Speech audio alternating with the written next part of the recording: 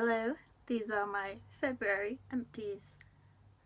So this time I think I'll try and go in the order that I used them up in. So on the 3rd I went to Paris for a week and I tried to take as little as possible with me because I assumed I'd end up buying a load of stuff when I was away, but I didn't because nothing really took my fancy. So I was kind of clinging on to the last bits of my Lizzo cleanse and polish for Dear Life because I had nothing else to clean my face with. I don't know what I'd do if I didn't have that because walking around Paris all day my face was just completely chopped from like all the freezing wind. Paris was so cold. And I also frazzled my hair while I was away over a wall heater because I didn't have the right adapter plug for my hairdryer, so the last little dregs of my sample size of retread conditioner got used. And I went into the Aesop shop and I got the control gel, and the woman in there, she was trying her best to try and sell me this face cream, the new one. It's the Elemental Facial Barrier Cream, because I'd gone in asking about their Sage and Zinc moisturiser, which has SPF in it, which they've had to not sell anymore because of the change in the EU law about sunscreens, because it's a natural sunscreen that they had in it. Basically now they have to have a chemical component in it as well to pass as an SPF, so I was a bit disappointed, but I thought I'd hear it from the horse's mouth anyway. And she said, well, if you like zinc, this new cream we have contains zinc, and I went over and it says that the Elemental Facial Barrier Cream is richly nourishing cream with a sustained finish, suitable for dry skin types and those exposed to cold, harsh environments. So I have oily skin, so I don't really know why she was trying to sell me a rich cream, but when I've used the sample it does actually have quite a matte finish.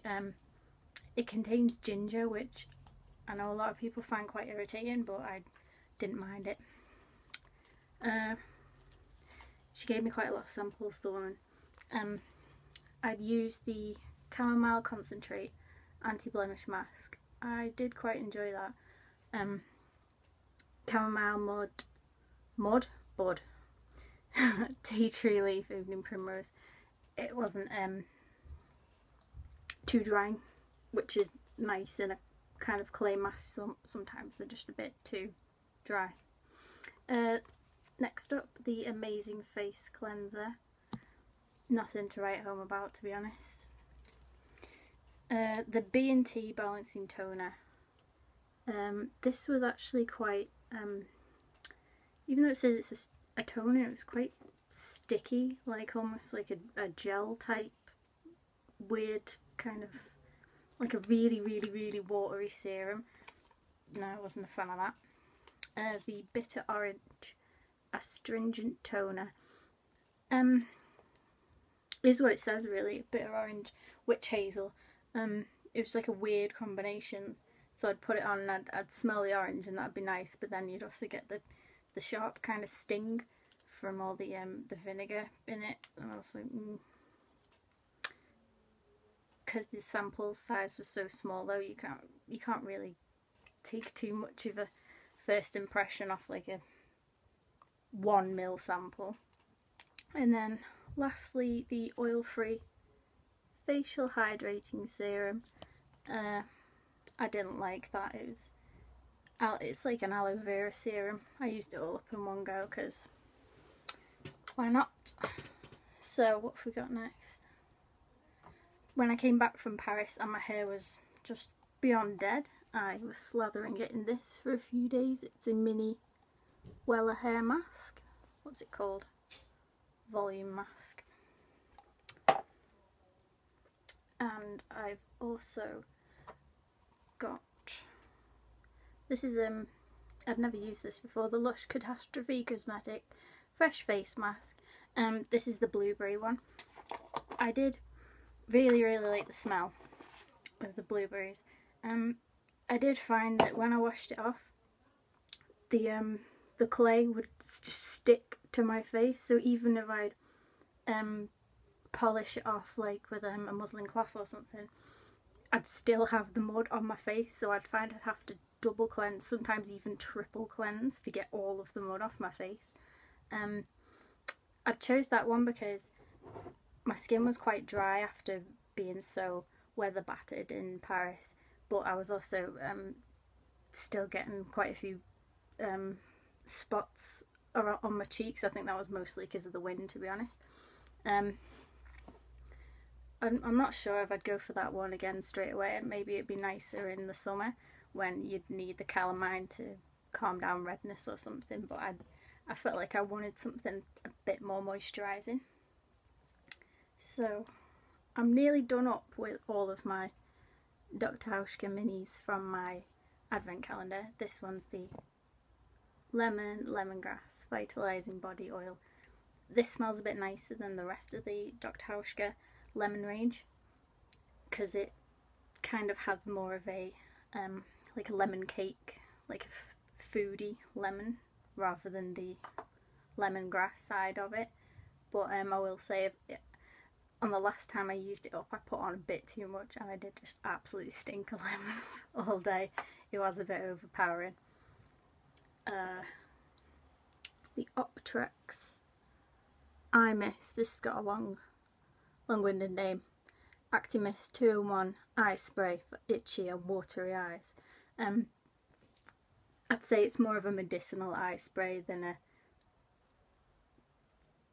just general rehydration mist. This would be like, sometimes if you get twitchy eye, it would actually fix that.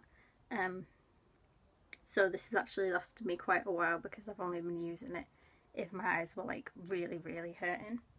But I wouldn't buy it again because it costs a fortune. What have we got? Oh, this little mini that I'd bought all the way back from Disneyland Paris. It's the shampoo and body wash you get for free in the Disneyland Paris hotels, and it smells of orange. It's got a Mickey Mouse cap. How cute. Okay.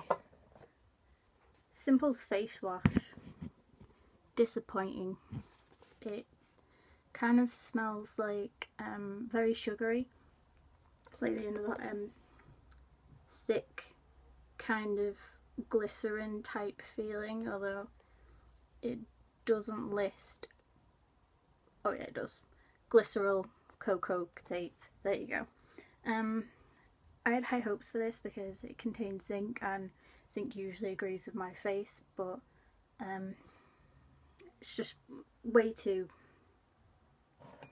sugary, and it had little beads in it, which when I was looking at it, it didn't say that it would, so I was a bit like, I wouldn't have bought it if I'd known it had like exfoliating beads in it, basically.